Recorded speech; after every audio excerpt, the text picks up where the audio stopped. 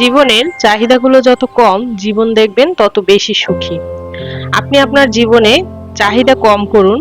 অন্যের এটা আছে ওটা আছে দেখে হাহুতাশ না করে বরং নিজের চাহিদাগুলোকে কম করে নিজের যা আছে সেগুলোর জন্য সৃষ্টিকর্তাকে শুকরিয়া জানিয়ে পরিকল্পনা করুন কিভাবে সামনে আগাবেন, কিভাবে নিজের ভাগ্যকে পরিবর্তন করবেন। দেখবেন ধৈর্য নিয়ে এভাবে পরিকল্পনা করে আগালে আপনিও কিন্তু আপনার ভাগ্যকে পরিবর্তন করতে পারবেন।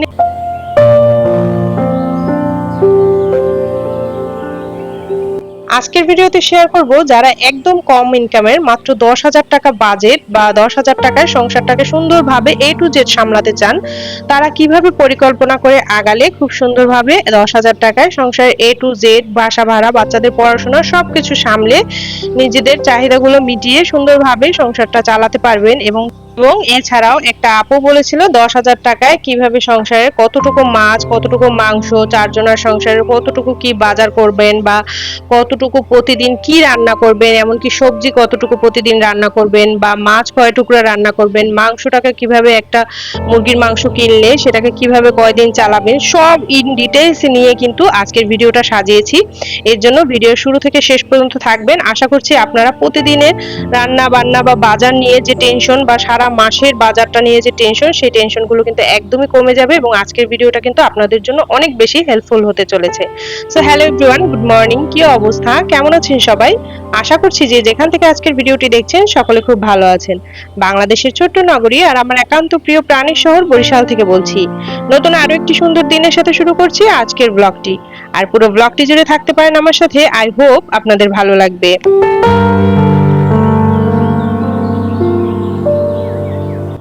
আজকে কিন্তু বেশ অনেকদিন পর আবার একটা নতুন ভিডিও নিয়ে আপনাদের মাঝে হাজির হয়েছি। আর গত ভিডিওগুলোতে কিন্তু আপনাদের অনেক অনেক ভালোবাসা পেয়েছি এবং এত সুন্দর সুন্দর কমেন্ট পেয়েছি যে আসলে এই কমেন্টগুলো দেখলে কিন্তু একদম মনটা ভরে যায়।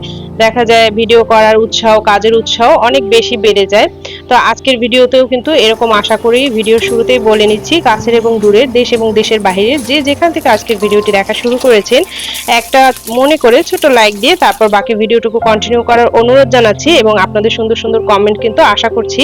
তো আপনাদের এই ধরনের সুন্দর সুন্দর কমেন্টের মাধ্যমে কিন্তু আপনাদেরকে নতুন করে সুন্দর সুন্দর আইডিয়া সহ ভিডিও দেওয়ার উৎসাহ উদ্দীপনা অনেক বেশি বেড়ে যায়। তো এই কারণে যারা সাংসারিক বাজেট চান বা আমার ভিডিও দেখে একটু উপকৃত হন, তারা সুন্দর করে কমেন্ট করে আমাকে আরেকটু উৎসাহ দেওয়ার জন্য অনুরোধ জানাচ্ছি এবং অবশ্যই চেক করে লাইকটা দিয়ে তারপর সম্পূর্ণ ভিডিওটুকু কন্টিনিউ করার অনুরোধ রইল। তো আমি কিন্তু তো কথা বলি ভিডিওতে, এর জন্য অনেকে বিরক্ত হতে পারেন। তবে আমার ভিডিওগুলো কিন্তু আমি অনেক ছোট করে করতে চাইলেও দেখা যায় কথা বলতে গেলে অনেক কিছু বোঝাতে হয়। তারপর অনেক আপুরা দেখা যায় বোঝেন না, তো এই কারণে কিন্তু অনেক কথা বলতে হয় এবং অনেক দ্রুত কথা বলতে হয়, না হলে কিন্তু দেখা যায় 14-15 মিনিটেও ভিডিও শেষ করা যায় না, তাই অনেক বড় হয়ে যায়। তো এই কারণে কিন্তু কথা খুব দ্রুত বলতে চাই, মানে বলা হয়ে যায়। তো এই কারণে কেউ বিরক্ত হলে আমি কিন্তু আগেই সরি চেয়ে নিয়েছি। তো এবার বলি, গত ভিডিওতে আমি কিন্তু 10,000 টাকায় একটা আপুর বাজেট করে দিয়েছিলাম। তো ওই ভিডিওতে কিন্তু আপু বলেছিলেন যে তার হচ্ছে 30,000 টাকা ইনকাম। তো এইখানে হচ্ছে 10,000 টাকা বিভিন্ন সংসারের বিল, যেমন ঘর ভাড়া, কারেন্টের বিল, তারপর দেখা যায় গ্যাস বিল, এগুলো দিতেই 10,000 টাকা শেষ হয়ে যায়। বাকি 10,000 টাকা হচ্ছে বাচ্চাদের পড়াশোনার জন্য শেষ হয়। আর বাকি 10,000 টাকা আপু বাজেট চেয়েছিলেন, তো আমি কিন্তু ওইভাবে ধরেই বাজেটটা করেছি। তো তারপরও কিন্তু সুমনা খান ওয়ার্ল্ড আইডি থেকে এমন একটা আপু কমেন্ট করেছিলেন যে বাচ্চাদের পড়াশোনার খরচ বাদ দিলেন, জামা কাপড়ের খরচ বাদ দিলেন। আমি কিন্তু অনেক ডিটেলসে আপনাদের বুঝিয়ে বলার চেষ্টা করি, তারপরেও কিন্তু আপনারা কথাগুলো দেখা যায় মনোযোগ দিয়ে শুনেন না, বা অর্ধেক শুনেন, অর্ধেক হয়তো বা অন্য কাজ করেন, যার কারণে মনোযোগটা থাকে না তখন। এই কারণে অনেকে কিন্তু তারপরও এই ধরনের কমেন্ট করেন। তো আমার প্রতিটা কথা আপনারা মনোযোগ দিয়ে শুনবেন, তাহলে কিন্তু বুঝতে পারবেন আমি কোনটা বোঝাতে চাচ্ছি। তো তাহলে কিন্তু আর এই ধরনের উল্টাপাল্টা কমেন্ট আপনাদের করতে হয় না। তো আমি কিন্তু খুব সুন্দর ডিটেলসে বলে দিয়েছিলাম যে যেহেতু আপু আগেই 10,000 টাকা বাচ্চাদের পড়াশোনার জন্য রেখেছেন, তো তারপর তো আলাদা করে বাচ্চাদের পড়াশোনার জন্য ধরা লাগে না বাজেট। তো এই কারণে কিন্তু আমি ওই ভিডিওতে ধরিনি। তবে আজকের ভিডিওতে বলবো যারা 10,000 টাকায় আসলে বাচ্চাদের পড়াশোনা বা দেখা যায় ঘর ভাড়া সবকিছু, তারপর আবার আপু বলছিলেন যে জামা কাপড়ের খরচ। তো এগুলো যদি আপনি সামলাতে চান 10,000 টাকায়, সেগুলো কিন্তু আপনার জন্য খুব বেশি টাইট বাজেট হয়ে যায়। দেখা যায় 10,000 টাকা কিন্তু এমন একটা বাজেট, এটাই কিন্তু আপনি যে অনেক বেশি কিছু করতে পারবেন তা না। মোটামুটি খাবার খরচ, বাচ্চাদের পড়াশোনা সামলাতে গেলে 10,000 টাকায় কিন্তু আজকাল কিছুই হয় না। যে বাজার দর 10,000 টাকা দেখবেন আপনি শুধু খাবার খরচেই লেগে যায়। তারপরও এই টাইট বাজেটে আপনারা যদি তারপরও সবকিছু সামলাতে চান, সবার ইনকাম তো এক না, সবার অবস্থাও কিন্তু এক না। তো এই কারণে 10,000 টাকায় আপনি যদি সবকিছু সামলাতে চান, সেক্ষেত্রে কিন্তু জামা কাপড়ের যে শৌখিনতাটা, এটা কিন্তু আপনার জন্য একদমই বিলাসিতা। তো সেক্ষেত্রে কিন্তু আপনি জামা কাপড় প্রতি মাসে কিনবেন এমন চিন্তা রাখা উচিত না। আপনার বাজেট হচ্ছে 10,000 টাকা বা আপনার ইনকাম 10,000 টাকা, সেক্ষেত্রে জামা কাপড়ের মতো বিলাসিতা প্রতি মাসে কিন্তু রাখা যায় না। তো তারপরেও কিন্তু আমি 10,000 টাকার বাজেটেও একটা জরুরি টাকার জন্য 1,000 টাকা রেখেছিলাম। তো জরুরি অবস্থার জন্য কিন্তু আমি আমার ম্যাক্সিমাম বাজেটই জরুরি অবস্থার জন্য 1,000 টাকা রাখি। তো এখানে 1,000 টাকা কিন্তু আপনারা দেখা যায় মেহমান বা জরুরি অন্যান্য খরচ থাকতে পারে, সেই জন্য রাখি। যে মাসে ওই 1,000 টাকা আপনার লাগবে না, একদমই লাগবে না, জামা কাপড় যেহেতু প্রতি মাসে লাগে না, তখন কিন্তু আপনি ওই 1,000 টাকা দেখা যায় জমিয়ে রাখবেন। আর যদি মনে করেন আপনার জামা কাপড় লাগবে 2-1 মাস, কিন্তু 1,000 বা 2 মাসে 2,000 টাকা বা 3 মাসে 3,000 টাকা এভাবে জমালে কিন্তু দেখা যায় 2-3 মাস পর আপনার যে জামা কাপড়ের খরচ সেটা কিন্তু হয়ে যায়। তো 10,000 টাকার মধ্যে বাজেট করতে গেলে সেক্ষেত্রে কিন্তু আপনারা যে প্রতি মাসে জামা কাপড় কিনবেন এমন শৌখিনতাটা রাখবেন না। এই কারণেই আমি প্রথমের কথাগুলো বলছিলাম যে আপনার চাহিদাগুলোকে কম করুন। যদি আপনি আপনার অল্প টাইট বাজেটে আপনি পরিকল্পনা করতে চান, তাহলে আপনার চাহিদাগুলোকে কম করতে হবে। আজকের চাহিদাগুলো বা আজকের ছোট ছোট শখ আহ্লাদগুলো কমাতে পারলেই কিন্তু ভবিষ্যতের বড় স্বপ্ন পূরণ হওয়ার জন্য আপনি অনেক বড় অঙ্কের টাকা জমাতে পারবেন। আর যদি মনে করেন যে না, প্রতি মাসে কাপড় চোপড় কিনবো, বিলাসিতা করব, আমার চাহিদাগুলোকে পূর্ণ করব, তাহলে কিন্তু এইসব ছোট ছোট চাহিদার জন্য আপনি কখনোই টাকা জমাতে পারবেন না। কিংবা আপনার বড় কোনো স্বপ্ন, মানে প্রত্যেকটা মানুষের জীবনে একটা বড় স্বপ্নও থাকে, আবার ছোট ছোট স্বপ্নও থাকে। তো বড় স্বপ্নগুলো কিন্তু তাহলে আসলে অধরাই থেকে যাবে। আপনার ছোট ছোট এই ধরনের জামা কাপড়ের চাহিদা, হ্যাঁ জামা কাপড় কি কিনবেন না, অবশ্যই কিনবেন। ঈদ, কোরবানি এই ধরনের অকেশনে কিন্তু আমাদের কাপড় চোপড় কেনাই হয়। তো তখন যদি আপনি আপনার প্রয়োজনটাকে মাথায় রেখে অপ্রয়োজনীয় কাপড় চোপড় না কিনেন, তাহলে কিন্তু দেখবেন ওই কাপড় চোপড় দিয়ে আপনার সারা বছর হয়ে যায়। দেখা যায় 3,000 টাকা একটা জামা না কিনে 3,000 টাকায় 3টা থ্রি পিস কিনলে আপনার কিন্তু 6 মাস অনায়াসে চলে যায়। তো এইভাবে করে যদি আপনি আপনার শুধু প্রয়োজনটাকে মাথায় রাখেন, অপ্রয়োজনীয় জিনিসগুলো বাদ দেন, তাহলেই কিন্তু আপনি অল্প টাকায় সংসার চালাতে পারবেন। তো এই জন্য বলি সবসময় চাহিদাকে কম রাখবেন, তাহলে কিন্তু জীবনে সুখী হতে পারবেন। টানাটানির সংসারে কিন্তু সবসময় সব চাহিদা পূরণ হয় না, এগুলো আমাদের নারীদের মেনে নিতেই হয়, কিছু করার থাকে না। আর যদি মনে করেন আপনার হাজবেন্ডের ইনকাম আছে বা আপনার বাজেট বেশি, তাহলে কিন্তু আপনি সেগুলো করতে পারেন। তবে যাদের সংসারের অবস্থা মোটামুটি মধ্যবিত্ত বা নিম্ন মধ্যবিত্ত, তাদেরকে আমি বলবো চাহিদাগুলোকে কম করেন, তাহলে কিন্তু আপনি আপনার আপনার আছে আজকে টাকা, কিন্তু তারপরেও কিন্তু আপনি সেই টাকাটা জমিয়ে রাখার চেষ্টা করেন। তাহলে কিন্তু দেখবেন একটা দিন আপনার অনেক বড় অঙ্কের টাকা হয়ে গেলে তখন কিন্তু আর আপনার এই কষ্টগুলো করা লাগবে না। তো যাই হোক, বলতে বলতে আসলে অনেক কথা বলে ফেললাম। তো এছাড়া কিন্তু একটা আপু আমাকে বলেছিলেন যে 10,000 টাকা, দেখা যায় আয়ান আইনস্টাইন আইডি থেকে একটা আপু বলেছিলেন যে 10,000 টাকায় কিভাবে খাবার খরচটা সামলাবেন, কয় টাকার মাছ কিনবেন, কতটুকু মাংস কিনবেন, বা কয় টুকরা মাংস রান্না করবেন, প্রতিদিন কতটুকু শাকসবজি রান্না করবেন। তো এই সব ডিটেলস নিয়ে কিন্তু আজকের ভিডিওটা সাজিয়েছি। আসলে দেখা যায় একটা পরিবারের চাহিদা কিন্তু এক এক রকম থাকে। আমার পরিবারের যেরকম চাহিদা আপনার পরিবারে কিন্তু সেরকম চাহিদা নাও হতে পারে। এই কারণে কিন্তু পুরোপুরি একদম আপনার মন মতো করে আমি আমার বাজেটটা কিন্তু কখনো দিতে পারবো না। এখন কোনো কোনো পরিবারে দেখবেন বাচ্চারা মাংস খেতে বেশি পছন্দ করে, কোনো কোনো পরিবারে আবার আছে মাছ খেতে পছন্দ করে, আবার কোনো কোনো পরিবারে দেখবেন শাকসবজি খেতে বেশি পছন্দ করে। তো যার পরিবারে যেরকম পছন্দ সে কিন্তু সেরকম ভাবেই বাজারটা করবেন। তো আমি আমার ভিডিওগুলো দেই কেন, যে আমার ভিডিওগুলো দেখে আপনারা যাতে একটু আইডিয়া নিতে পারেন যে এতটুকু কিনলে এত কি হয়। তো যাই হোক, আসলে আমি তারপরও আমার পরিবারে আমি যেভাবে বাজারটা করি, তো ওইভাবে কিন্তু বাজারটা দেওয়ার চেষ্টা করছি। বা স্বাভাবিক একটা সেন্সে যদি আপনি বাজার করতে চান, তাহলে কিভাবে বাজারটা করবেন সেটাই কিন্তু আপনাদের সাথে আজকে আমি শেয়ার করব। তো দেখা যায় কি অনেক কিছু হয়তো বা আপনার পরিবারের সাথে মিলবে না, তো তারপর আপনি ওটাকে সাজিয়ে নিজের মতো করে তৈরি করে তারপর কিন্তু বাজারটা সাজাতে পারেন। তো এর জন্য আমি কিন্তু আমার পরিবারে যেভাবে বাজার করি সেই রকম একটা আইডিয়া নিয়ে কিন্তু আজকের বাজেটটা দিয়ে দিচ্ছি।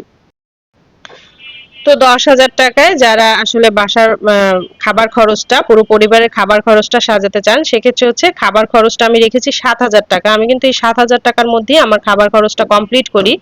বাকি 3,000 টাকা আপনি আপনার প্রয়োজন মতো খরচ করবেন। বাচ্চাদের পড়াশোনা বলেন বা আপনার কাপড় চোপড়ের চাহিদা বলেন বা আপনার বাসা ভাড়া বলেন, যেটাই হোক সেটা কিন্তু আপনি বাকি 3,000 টাকার মধ্যে সারবেন। আসলে 4 জনের ফ্যামিলিতে খাবার খরচটা মেনটেন করতে গেলে কিন্তু 7,000 টাকা নাস্তা টাস্তা সহ পড়েই যায়।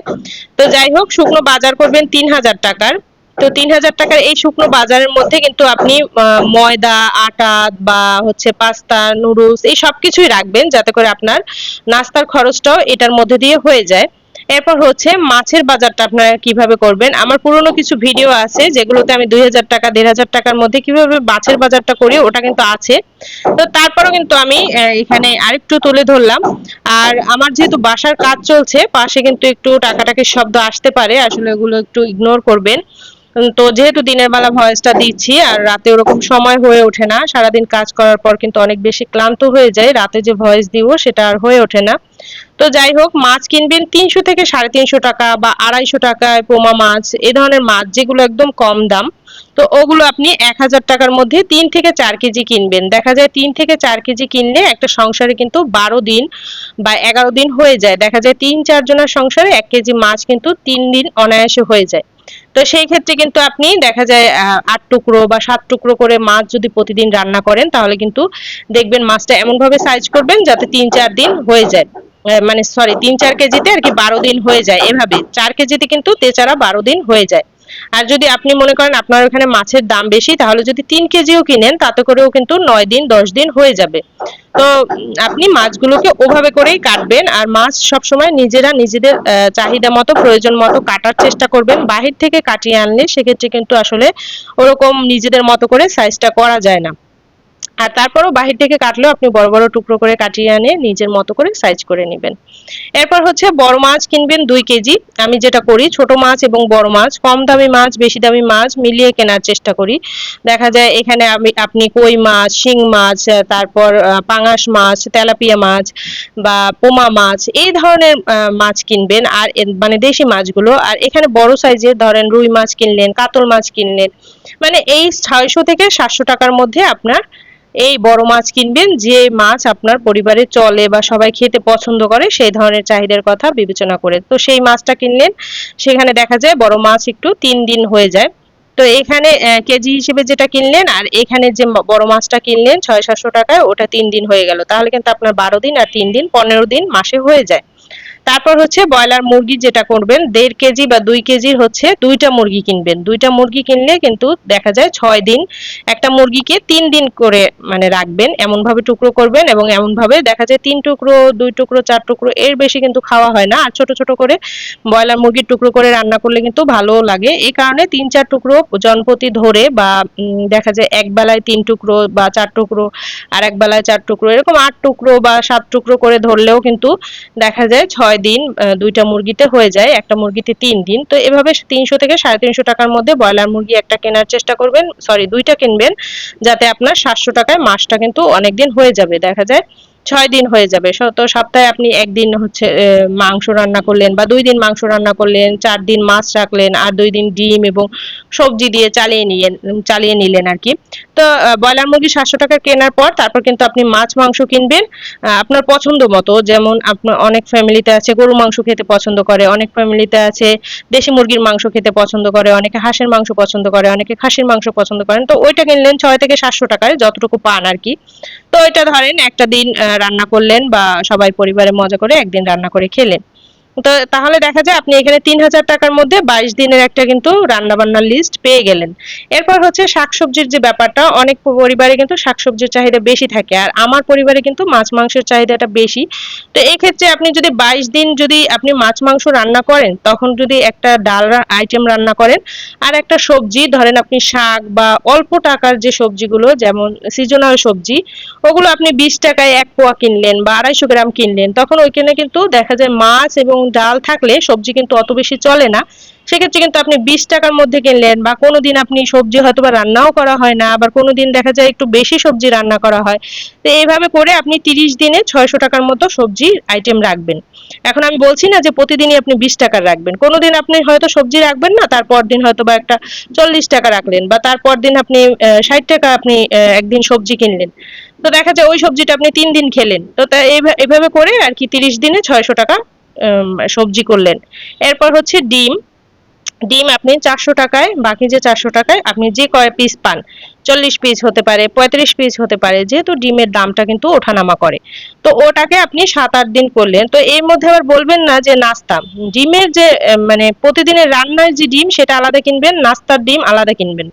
তো আপনাদের যদি বাজেটে না হয় সেক্ষেত্রে আপনি, এখানে তো আমি 7,000 টাকা খাবার খরচ ধরেছি, তো আপনি যদি মনে করেন যে আপনি আরো একটু বাড়াবেন তাহলে আর 1,000 টাকা নাস্তার জন্য বাড়িয়ে নিতে পারেন। তবে আমি বলবো আপনি এই টাকার মধ্যে কেনার চেষ্টা করবেন নাস্তার আইটেমটা। তো তারপর এই 40 পিস ডিম আপনি শুধু মানে প্রতিদিনের খাবার খরচে, এমনি খাবারে মানে দুপুর আর রাতের খাবারের জন্য এই 40 পিস ডিম কিনবেন, যেটা আপনি 7-8 দিন 5-6 পিস করে বা 7-8 পিস করে রান্না করবেন। মানে এটা হচ্ছে আপনার 22 দিন যদি মাছ মাংস হয়ে যায়, বাকি দিনগুলো সবজি আর ডিম দিয়ে রান্নার জন্য আমি বললাম যে বাকি দিনগুলো এভাবে চলবেন, তাহলে কিন্তু আপনার 30 দিনে রান্নার একটা চার্ট পেয়ে গেলেন। তো এই হচ্ছে আজকের ভিডিও। এর থেকে আসলে যদি ভালোভাবে আমি জানি না কিভাবে বোঝায়, তবে আমি চেষ্টা করেছি আমার সাধ্যমতো বোঝানোর।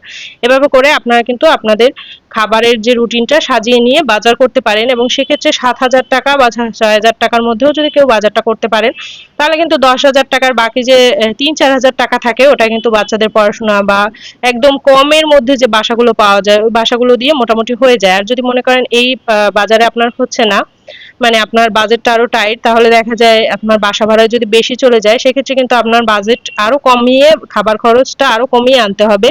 সেক্ষেত্রে মাছ মাংসের কমিয়ে সবজি এবং ডিম দিয়ে চালানোর বেশি চেষ্টা করবেন, তাহলে দেখবেন খাবার খরচ কিন্তু আরো কমে চলে আসবে, এবং আপনি সেই ক্ষেত্রে বাসা ভাড়া এবং বাচ্চাদের পড়াশোনা কিন্তু খরচ চালাতে সমস্যা হবে না। দেখা যায় 7,000 টাকা দিয়েছি, এখানে আপনি 5,000 টাকায় খাবার খরচ চালালেন, 3,000 টাকা একটা বাসা ভাড়া করলেন, আর 2,000 টাকায় বাচ্চাদের পড়াশোনা মানে চালিয়ে নিলেন। তো এই ছিল আজকের ভিডিও। পরবর্তীতে আরো একটি নতুন ভিডিও দেখার আমন্ত্রণ জানিয়ে আজকের ভিডিওটি এখান থেকেই বিদায় নিচ্ছি। দেখা হচ্ছে নেক্সট কোনো ব্লগে। সে পর্যন্ত সবাই ভালো থাকুন, সুস্থ থাকুন।